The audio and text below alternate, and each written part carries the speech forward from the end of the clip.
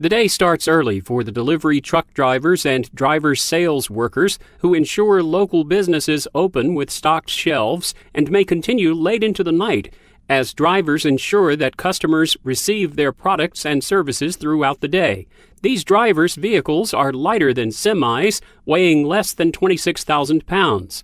Delivery truck drivers and driver sales workers need a thorough knowledge of their local street grid to plan their routes, especially which roads allow trucks. Light truck drivers drive small trucks or vans from distribution centers or stores to homes and businesses following an established schedule.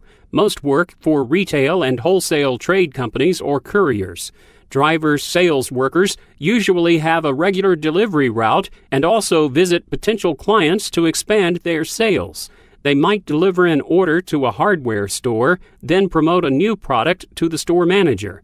They also deliver and receive payments for goods such as takeout food or pizza.